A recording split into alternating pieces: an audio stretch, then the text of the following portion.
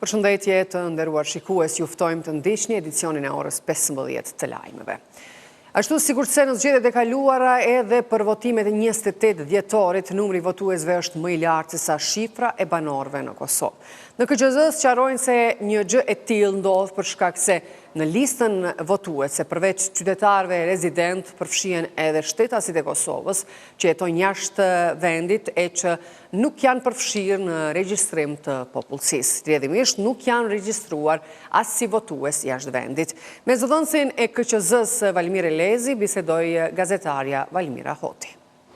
Zotri Elezi, edhe në këto zgjedhje të 28 dhjetorit, numri i votuesve është më i lartë se sa numri i banorëve rezident në Kosovë. Pse po ndodh kjo? Komisioni Qendror i Zgjedhjeve në një nga mbledhjet e kaluara ka certifikuar listën përfundimtare të votuesve për zgjedhjet e parakohshme për Kuvendin e Kosovës dhe sipas vendimit të KQZ-s, numri i shqiptarëve me të drejtë vote pra në këtë proces zgjedhor është 2.076.290 votues. Nga ky numër i përgjithshëm i votuesve, 1.999.205 votues, pra emrat e tyre janë të shpërndarë në listën votuese e cila shpërndahet në vendvotime ditën e zgjedhjeve në Kosovë, ndërkaq numri i qytetarëve të cilët janë regjistruar për të votuar nga jashtë Kosovës është 77.085 votues. Në çdo proces zgjedhor, numri i qytetarëve me të drejtë vote, pra që përmban lista votuese, zakonisht është më i lartë se sa numri i banorëve rezident, pra se sa numri i cili ka dalë në regjistrimin e popullsisë i kryer më herët para një viti nga Agjencia e Statistikave të Kosovës. Arsyeja pse është kjo diferencë është sepse lista votuese dhe regjistrimi i popullsisë duhet të shikohen ndaras. Në regjistrim të popullsisë përfshihen vetëm banorët rezident, pra të cilët kanë qenë duke jetuar në kohën kur është bërë regjistrimi, ndërkaq lista votuese përmban shtetasit e Kosovës me të drejtë vote që jetojnë brenda vendit, pra në Kosovë, por edhe jashtë vendit. Ndërkaq regjistrimi i votuesve jashtë Kosovës, në këtë rast, pra në këtë proces zgjedhor, numri atyre që janë regjistruar është 77.085. Kjo nuk do të thotë se numri i qytetarëve me të drejtë vote jashtë Kosovës është pra ky numër 77.085.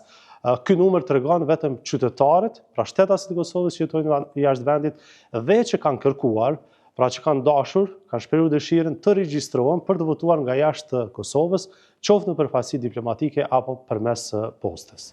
Por sigurisht, ata persona që janë jashtë vendit, që nuk janë regjistruar si votues jashtë vendit, kanë të drejtë të vinë në Kosovë të votojnë për 28 dhjetor. Dhe kjo është sipas jush arsyeja që numri është më i lartë se sa i votuesve është më i lartë se sa i banorëve rezident, apo jo? Saktë do thotë, të gjithë shtetasit e Kosovës, për ta sqaruar, të gjithë ata qytetarë, pra shtetasit e Kosovës që janë regjistruar për të votuar nga jashtë Kosovës, pra ky numër i përgjithshëm prej 77.085 personash, emrat e këtyre votuesve largohen nga lista e votuesve e cila shpërndahet në vendvotime ditën e zgjedhjeve në Kosovë.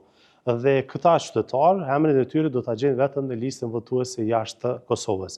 Kjo do të thotë se të njëjtit nuk mund të votojnë në vendvotim në Republikën e Kosovës.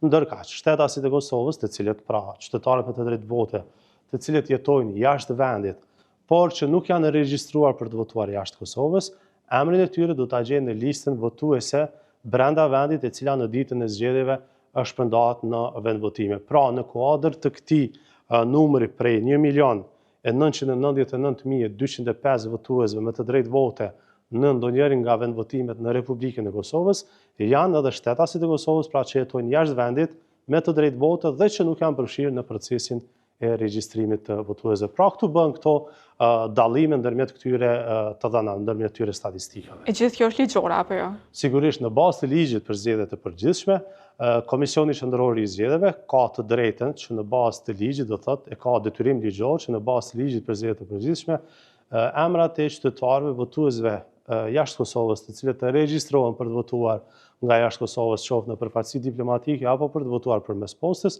ti largoj këta emra nga lista votuese e cila shpërndahet në vendvotime ditën e zgjedhjeve në Kosovë. Sërish nis fushata zgjedhore për zgjedhjet parlamentare të 28 dhjetorit. Në LDK presin rezultat të mirë nga këto zgjedhje. Kandidati për deputet nga ky subjekt politik Krenar Gjaferi thot se fokusi do të jetë në zhvillimin ekonomik, infrastrukturë si dhe në thellimin e marrëdhënieve me aleat. Por sipas tij, kryenësia politike e vetëvendosjes nuk duhet vazhdojë ta qeverisë vendin. Fushata, a është gati LDK të i futës të kësaj fushate, cili do tjetë fokusi gjatë kësaj fushate dhe pritshmëritë që keni nga zgjedhjet? Po, LDK është e gatshme për zgjedhje, besoj se reflektimi politik në Kosovë ka fillu dhe do të thellohet, sepse rënja e lëvizjes vetëvendosje do të jetë një mesazh i qartë për gjithë skenën politike. Në këto zgjedhje vota do duhet të orientohet drejt zhvillimit ekonomik, marrëdhënieve të mira me meqt dhe ecje të përpara të Kosovës. Për këto prioritete LDK mbetet alternativa më e mirë në Kosovë. Në çka do të fokusoheni gjatë shpalosjes së programit disa pika kyçe? Po unë kujtoj që unë vi kryesisht prej infrastrukturës dhe kujtoj që ky vend më shumë të vun prej realisht të 5 vjet prej mos punës. Unë kujtoj që orientimi do duhet të ishte drejt zhvillimit të vendit në aspektin ekonomik, në aspektin e punimeve. Për shembull, sa po flasim ne në momentin e parë që LDK-ja vjen në nivel qendror, unaza e Prishtinës do të jetë një ndër prioritetet kryesore, pra flasim këtu për 28 kilometra rrugë me 7 hyrje, daljet e unazës, po ashtu do të kemi prioritet rrugën e Podojevës, autostradën e Gjilanit, pra rrugën e Pejës, Dolç Gjakov, rrugën e Mitrovicës, po ashtu edhe nyjen që lidh autostradën Ibrahim Rugova me autostradën Arbër Xhaferi nëpërmjet Shtimës dhe Grykës së Caralevës. Pra, ne orientimin do ta kemi drejt zhvillimit ekonomik, drejt marrëdhënieve më të mira me meqtë tonë, pra Shtetet e Bashkuara dhe shtetet evropiane, dhe unë kujtoj që në këtë format pastaj orientohet edhe zhvillimi i vendit, sepse kjo po i mungon sot Kosovës. Qartë, cilat janë pritshmëritë nga zgjedhjet? Ideja e daljes në zgjedhje, pra në cilin ideja se në çfarë do dalim prej këtyre zgjedhjeve, unë kujtoj që është një orientim që në këto zgjedhje është jashtëzakonisht e rëndësishme të fitojmë forca të cilat menojnë në zhvillim ekonomik, në marrëdhënie më të mira me meqt. Kujtoj që ramja e lëvizjes vetëvendosje do të jetë një mesazh pastaj i qartë për krejt skenën politike, sepse kryenësia politike dhe ky format politik që karakterizon lëvizjen vetëvendosje nuk do duhet të vazhdonte në konceptin politik në Kosovë, dhe pikërisht kjo më kujtoj që do të jetë edhe reflektimi politik në këtë vend. Pra, forcat të cilat kanë mendësi bllokuese do të ndalen dhe duhet të orientoheshim drejt zhvillimit të vendit. Kjo i bie që pas zgjedhjeve mund të ketë një bashkëpunim me partitë e tjera, por jo me vetëvendosjen, apo jo?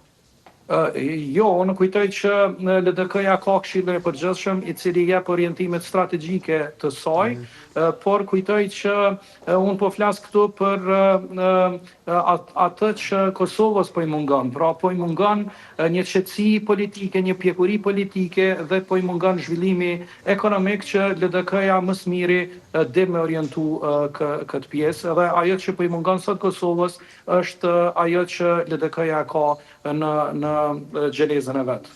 Synoni që të jeni të parët në zgjedhje për të udhëhequr me qeverinë?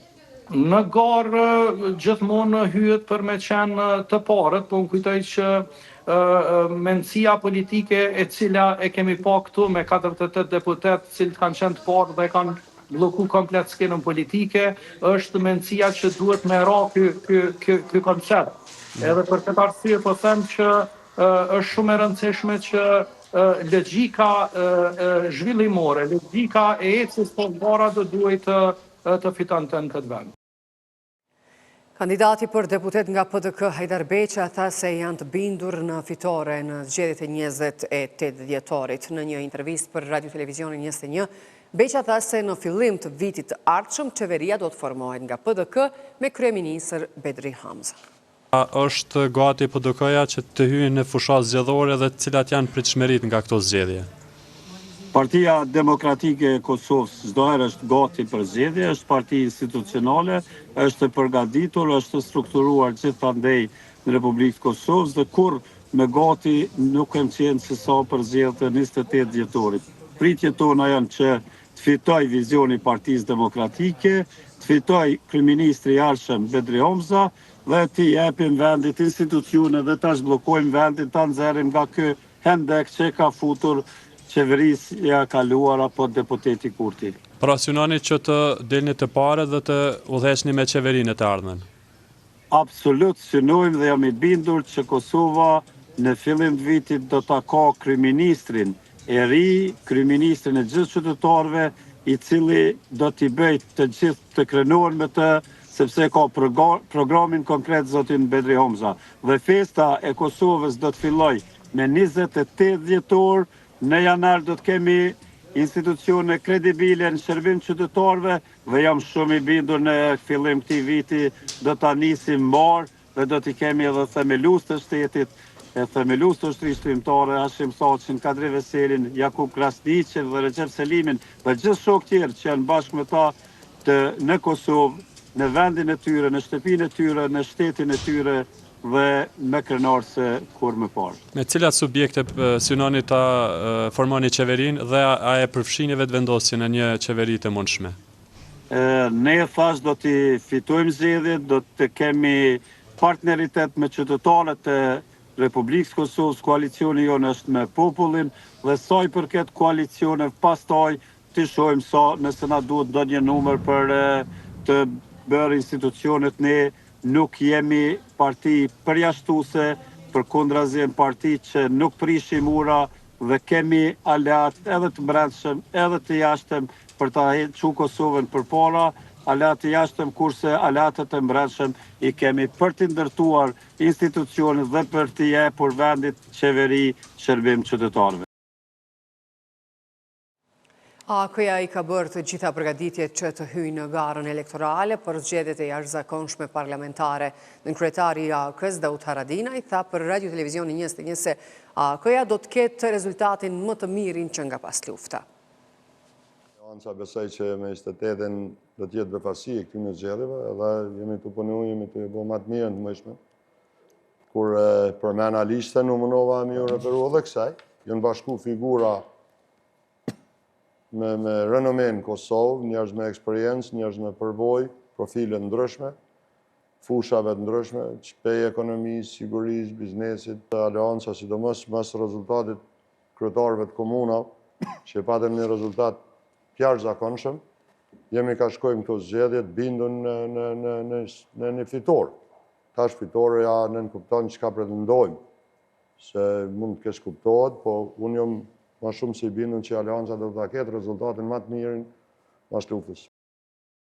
Nisma Social-Demokrate është shprehur e gatshme që të hyjë në garën zgjedhore, duke synuar që të fitojë më shumë se 6 deputet në kuvend. Kandidatja për deputete e nismës, Arbresh Krasniqi, tha për Radio Televizionin 21 se po marrin mbështetje qytetare si brenda Kosovës, ashtu edhe nga diaspora. Bëri të ditur se në kuvend do të bashkëpunojnë me PDK-n. A është nisma e gatshme që të i futet fushatës zgjedhore dhe cilat janë pritshmëritë nga këto zgjedhje? Nisma tani më vetëm është në teren, me gjitha strukturat, me aktivistë, me njerëz që e duan dhe dëshirojnë zërin e nismës dhe të limajt në vendin e Kosovës. Ne po i bëjmë maksimumin me shumë takime e organizime e ftesat të njerëzve që ne të takojnë dhe nisma është e gatshme që të hyjë, ta bëjë hapje në fushatës zyrtare dhe unë jam e bindur e po ashtu me besim të madh që nisma dhe jetë pjesë e kuvendit të Republikës Kosovës. Pra pritni një rezultat të kënaqshëm, 5% nuk është sfidë për juve, apo mbetet ende sfidë? Unë jam e bindur që nisma do të ketë më shumë se 6 deputet në kuvendin e Kosovës. Bashkëpunimet pas së zgjedhjeve do thotë e keni planifikuar, kalkuluar, preferoni në grup parlamentar me PDK-n, siç ka thënë zoti Limaj?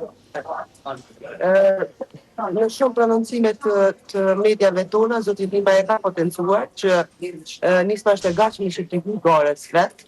Do ta bëj maksimumin, kemi mbështetje të qytetarëve anë të Kosovës, gjithashtu jemi duke u mirëpritur e u mbështetur shumë nga diaspora jonë, që tani më vetëm kanë filluar të vinë për pushime në Kosovë, dhe këta 6 deputete më shumë, të cilët do të jemi në Kuvendin e Kosovës, ne pashmangshëm do të jemi në bashkëpunim me Partinë Demokratike të Kosovës dhe ky është qëndrimi dhe unë mendoj që tani më secili qytetari i Kosovës e din që nisma do të jetë pjesë e Kuvendit të Kosovës dhe nisma aktivitetin e saj do ta ketë të përbashkët me Partinë Demokratike të Kosovës. Unë i ftoj edhe këtu po shkoj rastin me të gjithë ata qytetarë të cilët po na mbështesin anët e Kosovës që të jenë pjesëmarrës me datën 18 në ora 18 në sallën e Kuqe në ora Ramez ose Pallati i Rinisë dhe aty do të shihet një mbështetje masive për nismën, për listën e Zotit Klimaj dhe gjithashtu do të jetë një dëshmi e qartë që rrugtimin e nismës në drejtim të Kuvendit nuk ka kush që ndajë. Dhe kështu në bashkëpunim me shumë qytetarë të Kosovës, ne do të kthehemi atje. Kandidati i vetëvendosjes për deputet Artan Abrashi pohon se ky subjekt politik po hyn në zgjedhje me një program të qartë, me të cilin synon fitoren. Sipas tij, qeverinë e re do ta formojnë pa pasur nevojë për koalicion pas zgjedhor. Nesër nis fushata zgjedhore, e cila do të zgjasë 12 ditë. Është gati vetëvendosja të i futet gares dhe cili do të jetë fokusi në këto zgjedhje? Padyshim që po, si shtab zgjedhor edhe si organizat, tashmë i kemi bërë gjitha përgatitjen e nevojshme. Dje në Prizren kemi pas një tubim madhështor ku kemi bërë prezantimin e kandidatëve të listës fituese, po e them, lëvizjes së vendosi. Sot në Prishtinë e kemi prezantimin e programit dhe alternativës qeverisë, ku për dallim prej oponentëve tanë, ne po jemi zgjedhur me një program shumë qartë dhe me një vizion tepër të qartë në lidhje me 4 vjeçarin të cilën ne synojmë e marr. Prandaj, krejt këto organizimen janë dëshmi se ne jemi gati, ne po marrim mbështetje gjithandej, ekziston një entuziazëm, një mbështetje shumë e madhe e qytetarëve të Kosovës, prandaj jemi shumë optimist lidhje me një rezultat shumë pozitiv për këtë zgjedhje. Pikat kryesore do të jenë të arritjet tona në sferën e sigurisë që kemi pasur në 4 vitet e kaluara si qeveri e Republikës Kosovës. Pastaj e kemi titulluar ne si begati apo në rritjen e mirëqenies për qytetarët e Kosovës, sidomos në rritjen e mirëqenies për kategoritë në nevojë, respektivisht nënat lehona, për shtesat për fëmijë, rritjen e pensioneve, rritjen e pagës minimale, pra këto do të jenë shtyllat të cilët ne do të mbështetemi tek kërkesa për krahje të qytetarëve të Republikës Kosovës. Si e parashini që të jetë rezultati? Cilat janë pritshmëritë dhe a ka mundësi për një koalicion pas zgjedhor? Nëse po, me ne cilat parti? presim fitojmë mbi 50%. Pritshmëritë tona janë që qytetarët e Kosovës na japin mbështetjen që ne mos të kemi nevojë pra të ulemi dhe të diskutojmë ata që dojnë me blloku Kosovën. Kemi pas mundësinë me bë marrëveshjen politike, kemi pas mundësinë me shmang krizën politike, kemi pas mundësinë me qa blokadën, duke duke diskutuar për një bashkëqeverisje, nuk ka ndodhur kjo, tash është koha që qytetarët ta marrin vendimin dhe t'ia japin pushtetin lëvizjes së vendosjes që mos ketë më krizë politike në vitin që vjen.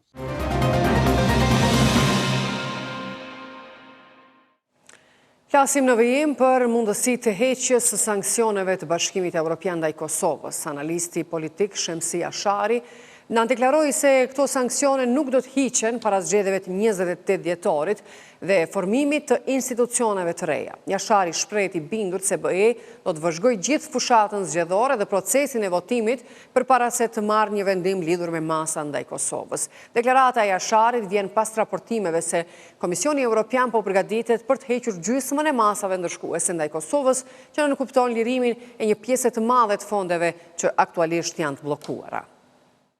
Masa ndërshkuese ndaj Kosovës do të hiqen atëherë kur pushojnë arsyet përse janë vendosur. E që do të thotë qeveria e Kosovës, kushdo që do të jetë në kryet e qeverisë, duhet të ndërmerr veprime që të ikë nga diskursi polarizues edhe diskursi i mosmarrëveshjeve që ka me partnerët ndërkombëtar. Do thotë në këtë fazë për cilën po flasim, duke qenë se jemi në fushata zgjedhore, ne do të ndëgjojmë gjithë deklaratash që janë në funksion të fushatës. Po gjithsesi, një diçka është e qartë që nuk do të ketë heqje të masave para themelimit të një qeverie të re, që do të thotë do të përfundojnë zgjedhjet, do të konstituohet Kuvendi dhe qeveria, tek atëherë mund të flasim për fillimin e një dialogun mes qeverisë të Kosovës dhe partnerëve ndërkombëtar me aktorët kryesorë të cilët janë vendimarrës për heqjen e këtyre sanksioneve dhe përparimin në aktivistin e dialogut ku kërkohet specifikisht nga partnerët ndërkombëtar. Që në kupton nuk do të ketë heqje të masave, nuk do të ketë as heqje të pjesshme të masave, derisa nuk kemi një qeveri të ardhshme e cila merr përgjegjësi në raport me detyrimet ndërkombëtare që kemi. Çka do thotë për juve raportimet kur Franca dhe Italia janë ato që po kërkojnë të mos hiqen masa ndaj Kosovës? Po Franca dhe Italia ishin shumë pro kësaj qeverie e cila e kishte mandatin e kaluar drejtimin e shtetit. Dhe tani kur e kemi edhe këto dy shtete që janë kundër heqjes së masave dhe rrjedhimisht ndëshkimit të shtetit Kosovës, po politikisht edhe të kësaj përbërjes severitare, në kupton se dhe tregon qartë se sa thellë është përçarja ose mungesa e një bashkëpunimi ose prisja e raporteve diplomatike në mes të Kosovës dhe shteteve mike, domethënë aktorëve kryesorë evropian. E tashme për Shtetet Bashkuara të Amerikës është e qartë që ata edhe shprehimisht nuk e fshehin më që me këtë përbërje qeveritare dhe me zotin Kurti kryeministër nuk është që ka mundësi që të ketë partneritet. Do thotë është shqetësuese që ne aleatët kryesorë, ndihmësit kryesorë që ne kanë ndihmuar në ndërtimin e shtetit, sot i kemi kundër dhe na ndëshkojnë me masat që për ekonominë e Kosovës, për shtetin e Kosovës, për përparimin e Kosovës drejt integrimeve janë keq dhe që janë të domosdoshëm që të rikthehemi në shtratin normal politik, ku aleatët i trajtojmë me respekt dhe kërkesat tona i shtyjmë në mënyrë diplomatike dhe konfrontuese, për shkak që nuk kemi fuqi ne që të imponojmë asgjë në asgjë ndërkombëtar. Këshilli gjyqësor i Kosovës ka bërë përparime të dukshme në rritjen e transparencës, veçanërisht në publikimin e vendimeve, ndërsa kjo çështje vazhdon të mbetet një sfidë për Këshillin Prokurorial të Kosovës. Këto vlerësime janë dhënë në projektin 3 vjeçar me temën ngritja e transparencës dhe integritetit në sektorin e drejtësisë në Kosovë, prezantuar sot nga Lëvizja Fol në konferencën përmbyllëse të projektit.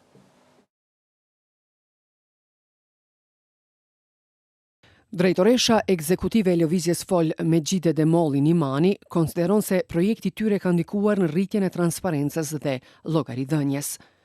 Është rritqasja në drejtësi për qytetarët me fokus të veçantë tek të rinjt, përmes hartimit dhe shpërndarjes së një udhëzuesi praktik mbi të drejtat ligjore dhe procedurat gjyqësore. Projekti kontriboi në rritjen e transparencës dhe llogaridhënies duke nxitur publikimin e vendimeve disiplinore të gjyqtarëve dhe prokurorëve në faqe të zyrtare të institucioneve përkatëse, me qëllim forcimin e besimit dhe mbikëqyrjes publike. Vlen theksohet se tek KPK-ja ende kemi ngecën këtë drejtim. Sipas menaxherës së projektit, Burbuqe Kastrati, Këshilli Gjyqësor i Kosovës ka shënuar përparim në aspektin e publikimit të vendimeve, por këtë rrugë nuk e ka ndjekur Këshilli Prokurorial i Kosovës. Se përket Këshillit Prokurorial të Kosovës, gjetjet e vitit 2024 tregojnë se sfidat e identifikuara në vitin 2023 vazhdojnë pothuajse të jenë të njëjtën formë. Publikimi i agjendave shpesh është i vënuar, respektimi i gjuhëve zyrtare mbetet pak problematik dhe numri i vendimeve të publikuara sa i përket rasteve disiplinore të prokurorëve mbetet i ulët.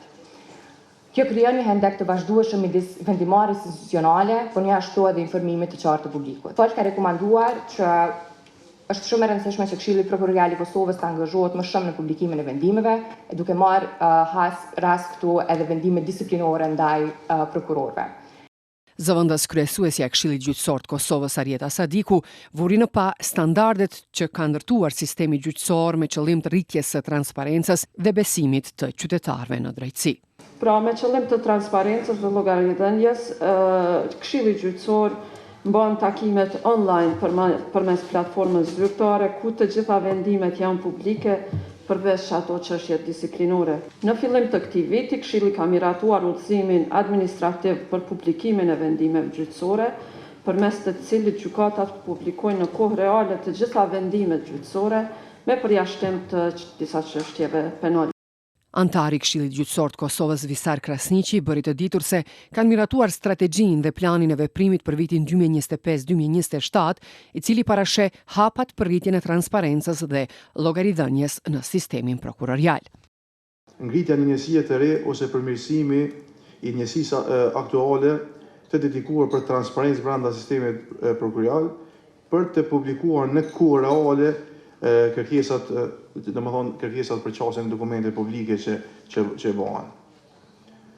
Po ashtu kemi paraportur zhvillimin dhe përmirësimin e sistemit aktual të transparencës në web portal që të paraqisim statistika reale dhe në kohë.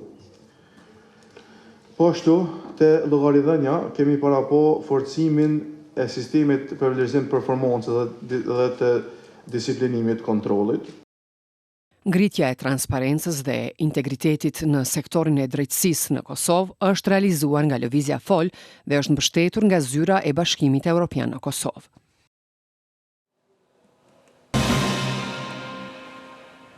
Për informacionet më të reja, klikoni në portalin tonë rtv21.tv. Mirupafshim.